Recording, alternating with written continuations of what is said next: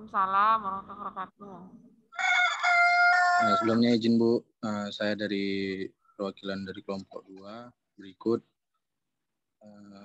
materi yang akan kami presentasikan, yaitu diversi dan restoratif justice dari kelompok 2. Untuk yang pertama kali akan dibacakan oleh rekan saya, Risma Bu. Kepada Risma, saya persilakan.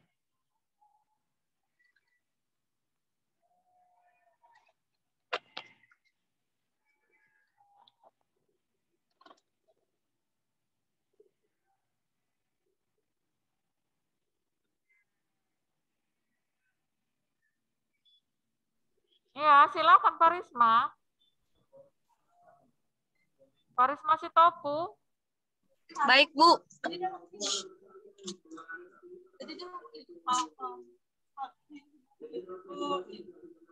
Baiklah, di sini saya akan mempresentasikan hasil dari presentasi kami, yaitu diversi dan restoratif justice, yaitu pendahuluan.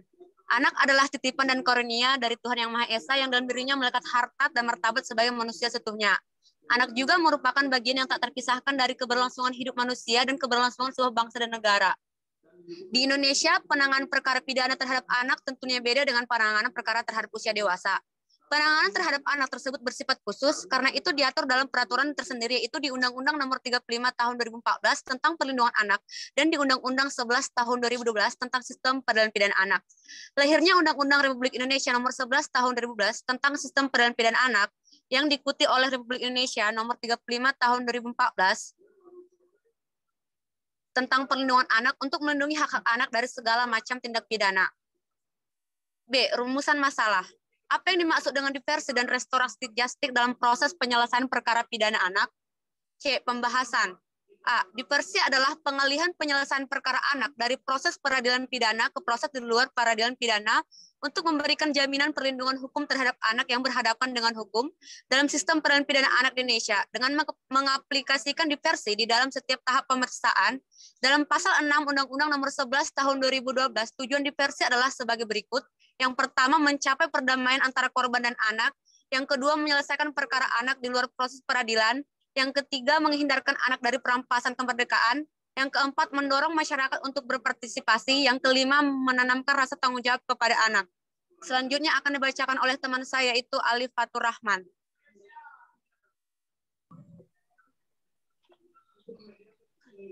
Maaf Bu, sebelumnya. Risma, kita cuma berdua ya? Iya.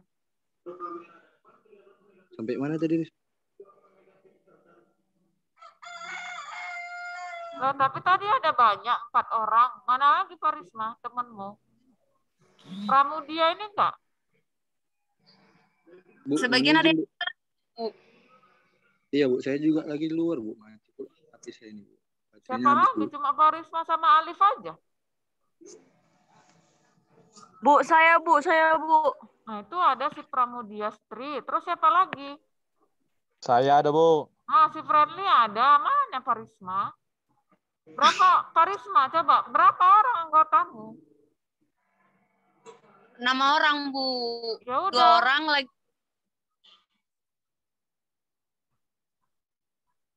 Ya udah, kasihlah ke Pramudia dan sama si Friendly. Yuk, Kak, lanjutkanlah, Kak.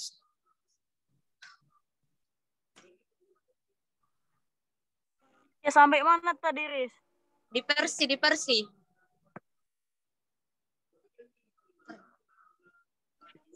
Diversi adalah pengalihan penyelesaian perkara anak Halaman dari 5. proses peradilan pidana ke proses di luar peradilan pidana untuk memberikan jaminan perlindungan hukum terhadap anak yang berhadapan dengan hukum dalam sistem peradilan pidana anak Indonesia dengan mengaplikasikan diversi di dalam setiap tahap pemeriksaan. Dalam pasal 6 Undang-Undang Nomor 11 Tahun 2012, tujuan diversi adalah sebagai berikut. 1. Mencapai perdamaian antara korban dan anak. 2. Menyelesaikan perkara anak di luar proses peradilan. 3. Menghindarkan anak dari perampasan kemerdekaan. 4. Mendorong masyarakat untuk berpartisipasi. 5. Menanamkan rasa tanggung jawab kepada anak. Diversi wajib dilaksanakan di setiap tingkat pemeriksaan, baik itu penyelidikan, penuntutan, dan pemeriksaan di sidang pengadilan negeri. Dalam pasal 7 ayat 2 disebutkan mengenai syarat diversi adalah 1. Diancam dengan pidana penjara di bawah 7 tahun, dan 2. Bukan merupakan pengulangan tindak pidana.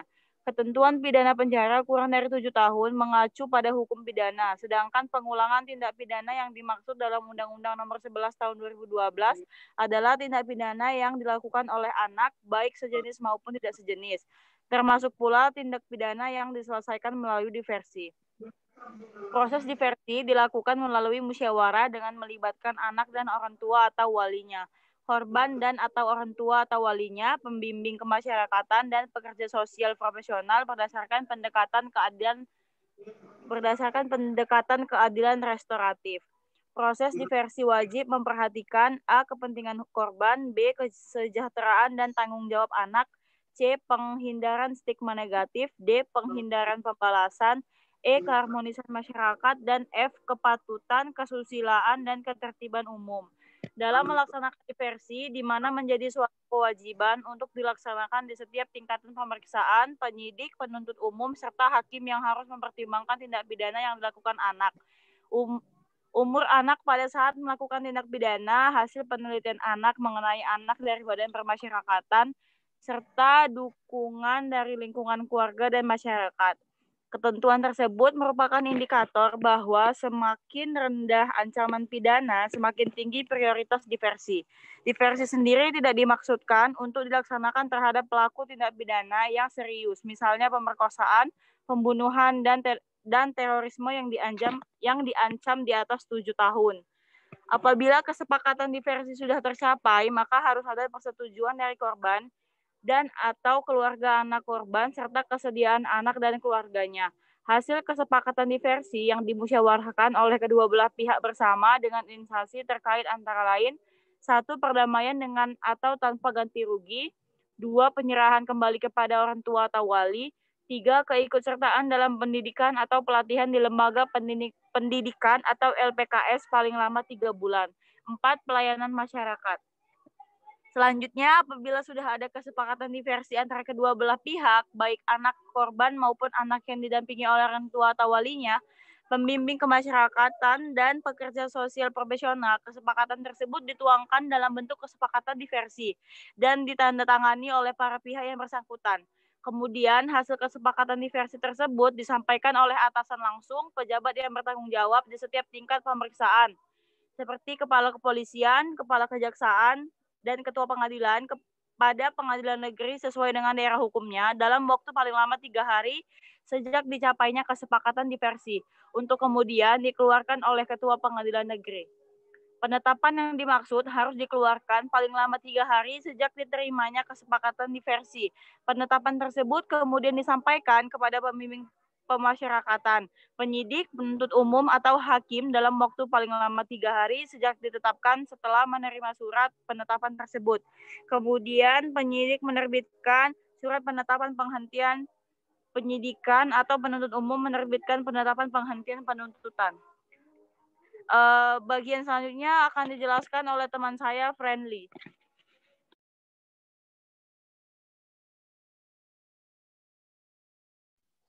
Oke, baik. Restoratif justice. Restoratif justice merupakan suatu pendekatan yang lebih menitik beratkan pada kondisi terciptanya keadilan dan keseimbangan bagi pelaku tindak pidana serta korban sendiri. Konsep restoratif justice sebagai alternatif penyelesaian perkara pidana anak dimaknai sebagai suatu proses di mana semua pihak yang terkait dengan tindak pidana tertentu duduk bersama-sama untuk memecahkan masalah dan memikirkan bagaimana mengatasi terhadap pihak korban dan pelaku hukum, tetap mengedepankan prinsip kepentingan terbaik bagi anak serta proses penghukuman adalah jalan terakhir dengan tetap tidak mengabaikan hak-hak anak. Justice guna memenuhi rasa keadilan bagi korban sehingga kedua belah pihak dapat saling memaafkan dan tidak ada dendam di antara mereka. Pelaksanaan Undang-Undang Nomor 10 Tahun 2012 tentang keadilan restoratif merupakan suatu proses diversi. Diversi adalah pengalihan penyelesaian perkara anak dari proses peradilan pidana ke proses di luar peradilan pidana. Masuk kesimpulan. Aplikasi diversi dan pendekatan keadilan restoratif justice dimaksudkan untuk menghindari anak dari proses peradilan sehingga dapat menghindari stigmatisasi terhadap anak yang berhadapan dengan hukum serta diharapkan anak dapat kembali dalam lingkungan serta wajar. Saran, penting adanya kesepahaman diversi antara sesama penegak hukum, baik itu penyidik, penuntut umum, serta hakim, pembimbing, kemasyarakatan, dan pekerjaan sosial profesional akan mempercepat proses penyelesaian perkara pidana anak tersebut karena terjadinya kesepakatan diversi antara kedua belah pihak, baik anak korban maupun anak yang didampingi oleh orang tua atau wali anak yang dipengaruhi oleh adanya.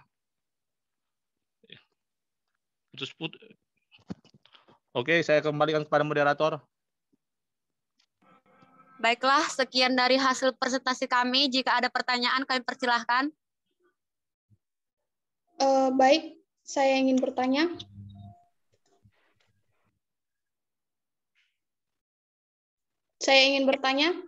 Kan? Saya ingin kalian menjelaskan apa yang dimaksud dengan anak yang berkonflik yang sudah berumur 12 tahun namun belum berumur 18 tahun. Karena menurut saya ini sedikit ambigu. Karena di dalam Undang-Undang Perlindungan Anak dikatakan bahwa anak itu adalah seseorang yang belum berusia 18 tahun. Jadi bagaimana bisa anak yang baru berusia 12 tahun dianggap sebagai seseorang yang berkonflik dengan hukum? Terima kasih. Baik, akan langsung saya jawab. Tadi saudara menjelaskan anak yang berkonflik dengan hukum tapi dengan menyambungkan ke Undang-Undang Perlindungan Anak. Sedangkan untuk proses pengadilan anak itu masuk ke Undang-Undang Nomor 11 Tahun 2012 tentang Sistem Peradilan Pidana Anak, di mana anak yang berkonflik dengan hukum yaitu anak yang belum berusia 18 tahun, yang masih anak yang belum berusia 14 tahun dan belum berusia 14 tahun, biasanya setiap anak melakukan tindak pidana akan berhubungan dengan Undang-Undang Nomor 11 Tahun 2012. Jadi kalau misalnya tadi saudara nanya tentang berkonflik dengan hukum, ya sama seperti anak melakukan tindak pidana. Jadi undang-undangnya fokus ke Undang-Undang Nomor 11 Tahun 2012, bukan ke perlindungan anaknya lagi. Sekian dan terima kasih, Saudara Marta. Baik, Saudara Prisma, coba saudara buka PowerPoint saudara. Di situ ada saudara buat anak yang belum berusia 12 tahun tetapi sudah berumur 18 tahun. Makanya timbul pertanyaan dari sana.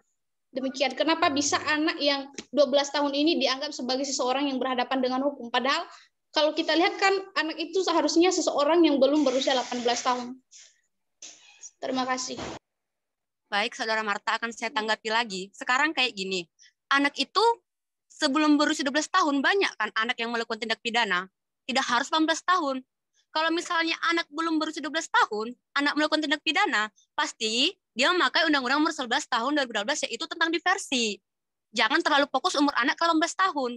Ketika anak belum berusia 18 tahun, tetapi ketika dia melakukan tindak pidana umur 12 tahun, pasti ujung-ujungnya diversi. Kayak gitu loh, Saudara Marta. Belum paham juga. Begini loh, Saudara Prisma, saya tidak bertanya sejauh soal diversi. Saya tahu diversi itu di luar peradilan. Yang saya tanya sekarang masalah umurnya. Karena menurut saya ambigu gitu loh. Kok bisa anak yang 12 tahun itu dianggap seseorang yang berkonflik dengan hukum? Sementara di Undang-Undang Perlindungan Anak, ini kan kita bahas anak, otomatis berkaitan dengan anak. Anak itu dikatakan seseorang yang belum berusia 18 tahun. Jadi harusnya, kalau dia berumur 12 tahun, harusnya dia itu tidak bisa diproses secara hukum. Karena anak itu adalah seseorang yang belum berusia 18 tahun. Terima kasih. Baiklah, untuk menjelaskan pertanyaan Anda. Begini, Saudari Marta, saya ingin menanggapi pertanyaan Anda. Yang Anda bilang tadi, anak yang telah berumur 12 tahun, anak yang berkonflik dengan hukum. Padahal yang maksudnya gimana tadi? Enggak. Sekarang anak yang konflik dengan hukum adalah anak yang telah berumur 12 tahun, tetapi belum berumur 18 tahun, yang diduga melakukan tindak pidana. Ya walaupun dia belum umur 18 tahun, karena dia sudah melakukan tindak pidana, ya otomatis dia pasti berkonflik dengan hukum. Dia bertentangan dengan hukum karena dia melakukan tindak pidana gitu. Ya mau nggak mau dia harus berkonflik dengan hukum, walaupun ujung-ujungnya tetap dia memakai Undang-Undang Nomor 11 Tahun 2012 tentang diversi. Dia tidak diproses sebagaimana proses hukum yang berlaku untuk anak yang udah 18 tahun ke atas. Jadi dia tetap berkonflik dengan hukum walaupun dia masih di umur di bawah 18 tahun gitu. Bagaimana Saudara Marta? Apakah sudah puas dengan tanggapan teman saya?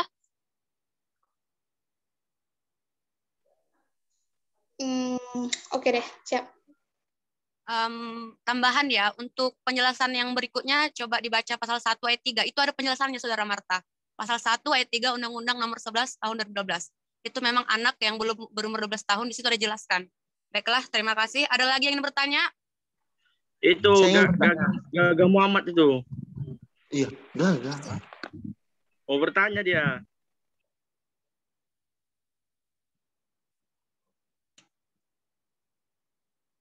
Mana Bang Gaga?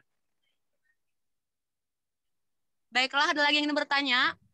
Saya ingin bertanya. Ya. Mungkinkah ini dilakukan penahanan terhadap anak dalam proses diversi?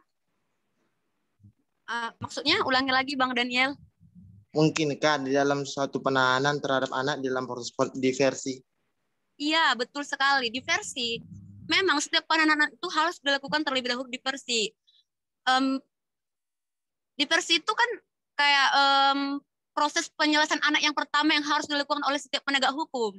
Jadi pertama sekali itu diversi, jangan sampai anak itu ditahan. Begitu Bang Daniel. Kira-kira umur berapa itu anak tersebut? Anak yang belum berumur 12 tahun. Anak yang 12 tahun dan itu dikatakan masih anak ya Bang? Oke. Itu saja sih. Baiklah teman-teman, ada lagi yang ingin bertanya? Saya ingin bertanya. Ya. Perkenalkan, nama saya Ayanda Siro. Saya dari kelompok 5. Saya ingin bertanya kepada kelompok 2. Dalam PowerPoint kelompok 2 di sini menjelaskan diversi adalah pengalihan penyelesaian perkara anak dari proses peradilan pidana ke proses di luar peradilan pidana. Jadi di sini pertanyaan saya, apakah akibat jika proses diversi tidak menghasilkan kesepakatan penyelesaian? Baiklah, Terima kepada kasih. satu saya ada yang ingin menjawab? Silahkan dijawab Saudari Risma.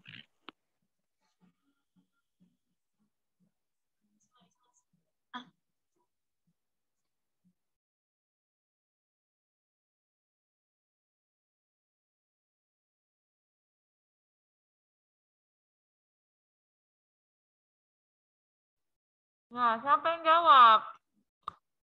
Kelompok 2. Si Friendly lah, Friendly. Jawab Friendly. Izin saya ingin menanggapi pertanyaan dari Sarah Ayanda Siro. Tadi dibilang gimana kalau misalnya diversi itu tidak menghasilkan kesepakatan bersama gitu ya kan? Misal yang satu tuh mau diversi, yang satunya lagi misalnya si korban ini nggak mau diversi, tapi si pelaku mau diversi gitu ya. Jadi kan di sini dibilang diversi adalah pengalihan penyelesaian perkara anak dari proses peradilan pidana ke proses di luar peradilan pidana untuk memberikan jaminan perlindungan hukum terhadap anak yang berhadapan dengan hukum dalam sistem peradilan pidana anak Indonesia dengan pengaplikasian diversi di dalam setiap tahap pemeriksaan dalam pasal 6 Undang-Undang Nomor 11 Tahun 2012. Nah, di situ kan ada tujuan diversi, ada 5 tujuan diversi. Mencapai perdamaian, menyelesaikan perkara anak di luar proses peradilan, menghindari anak dari perampasan kemerdekaan, mendorong masyarakat untuk berpartisipasi, dan menanamkan rasa tanggung jawab terhadap anak. Jadi kalau misalnya keputusan diversi itu tidak berbuah, maksudnya tidak sepakat gitu. Di sini diversi wajib dilaksanakan, dalam pasal 7 ayat 2 disebutkan mengenai syarat diversi. Diancam dengan pidana penjara di bawah 7 tahun dan bukan merupakan pengulangan tindak pidana. Jadi kalau misalnya memang keputusan diversi ini tidak merupakan suara yang bulat, dia si pelaku bisa diancam dengan pidana penjara di bawah 7 tahun. Dan tindak pidananya itu bukan merupakan tindak pidana pengulangan. Misal dia sudah pernah melakukan tindak pidana dan diversi. Nah, dia kan udah kemudian dia melakukan tindak pidana lagi nih. Nah, itu tidak termasuk. Jadi bisa diancam dengan pidana penjara di bawah 7 tahun. Begitu, Saudara Ayanda.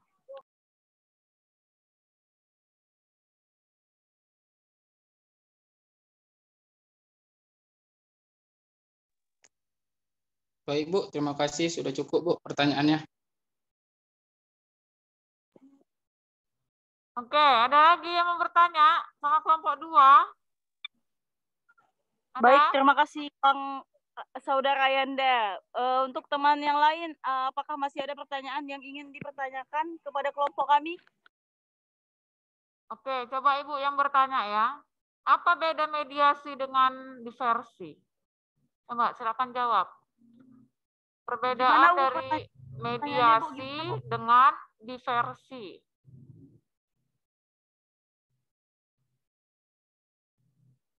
Coba yang jawab si Friendly dulu. Mana tadi si Alip? Satu lagi ada tadi Alip, kok hilang dia? Dia HP-nya mati, Bu. Dia lagi di luar, Bu. HP-nya mati ya, Bu. Sama Mentari juga, Bu. Jadi nggak bisa hadir di Zoom. Kenapa si Mentari nggak bisa hadir? Materinya habis juga, Bu. Lagi di luar. Dan kali di charger ya. Pokoknya kita tinggal 2 kali lagi ya kan, hari ini sama besok ya. Coba kelompok 2, apa beda mediasi dengan diversi? Coba jawab Friendly. Ya, Bu. Ya, silakan. Kalau mediasi dia dibantu orang ketiga, Bu, menyelesaikan perkaranya, Bu. Diversi? Kalau diversi dia di luar pengadilan menyelesaikan perkaranya, Bu. Ya kan dibantu juga, sama-sama di dalam itu mediasi sama diversi. Apa bedanya coba mediasi dengan diversi? Sama-sama ada orang ketiga, sama-sama di dalam peradilan itu. Mediasi, bedanya apa? Mediasi itu biasanya dalam perdata, Bu. Kalau diversi kan memang untuk anak-anak, Bu. Dan di undang-undangnya juga udah tertulis kalau penyelesaian secara di luar peradilan itu diversi, Bu. Di Undang-Undang Sistem Peradilan Pidana Anak. Kalau mediasi? Kalau mediasi itu lebih ke perdata sih, Bu. Sama nggak prosesnya itu? Mediasi hampir sama. Diversi. Oke, ya. Hampir sama.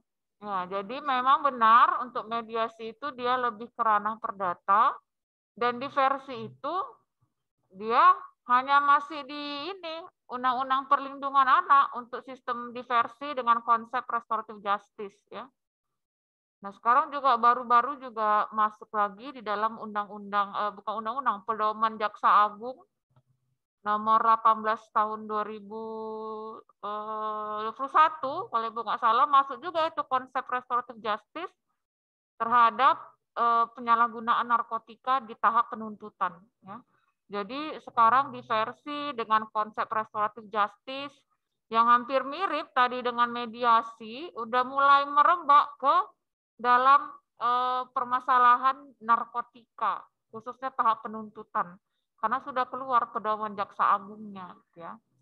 Jadi sebenarnya menjadi dilema juga, karena kan konsep restoratif justice dengan sistem diversi ini, dia itu kan sebenarnya win-win solution atau dia konsep perdamaian, ya masuk ke ranah hukum publik, berbahaya juga, bisa disalahgunakan oleh aparatur. Makanya undang-undangnya itu masih dalam undang-undang peradilan anak dan sekarang sudah merebak pula ke dalam narkotika, permasalahan narkotika untuk konsep restoratif justice dan diversi ini.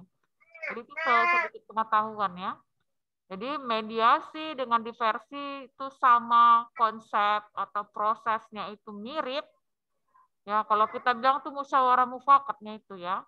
Tetapi dia beda pada ranah hukumnya. Mediasi hanya pada perdata dan diversi hanya pada hukum perlindungan anak, tidak pada hukum publik lainnya. Ya. Jadi untuk hukum publik atau hukum pidana lainnya nggak ada itu diversi. hanya pada perlindungan anak. Dan sekarang masuk lagi ke dalam permasalahan narkotika ya. Baru-baru ini keluar pedoman Jaksa Agung nomor 18 tahun 2001 tentang konsep RG ini. Oke, mungkin itu aja ya dari Ibu. Kelompok 2 sudah baik ya. Penanyanya juga sudah mulai aktif. Tadi ada 3 penanya ya. Sama Yuk 1, 4 berarti ya. Hanya saja mungkin personilnya hanya 3 orang ini yang Ibu lihat ya. Itu pun si friendly diam-diam aja. Hanya Parisma dan Pramudiastri. Jawabannya tadi udah pas, cuma Ibu rasa terlalu normatif ya untuk Parisma dan Pramudiastri. Normatif dalam artian terlalu kontekstual kalian menjawab gitu ya. Masih membaca, tidak di luar kepala ya. Tapi sudah bagus gitu jawabannya. Penanyanya juga tadi sudah mulai aktif, jadi Ibu harapkan untuk besok kalau bisa ada 4-5 penanya ya. Jadi semakin banyak yang bertanya, semakin banyak pembahasan kita di dalam presentasi selanjutnya. Oke, silakan Pak Risma ditutup untuk presentasinya. Sekian dari presentasi kelompok kami. Untuk kekurangannya mohon dimaafkan. Sekian dan terima kasih. Oke, baik ya.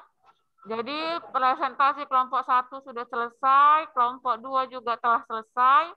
Besok jam 5 kita mulai dengan kelompok 3, kemudian kelompok 4 dan kelompok 5 ya. Jadi Bu harapkan untuk yang belum presentasi dipersiapkan, baik slide, baik personilnya juga harus lengkap lah kalau bisa ya.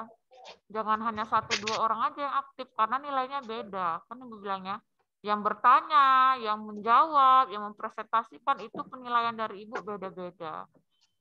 Oke, sekian aja dari Ibu. Ibu akhiri, kita jumpa besok lagi di jam 5 sore ya.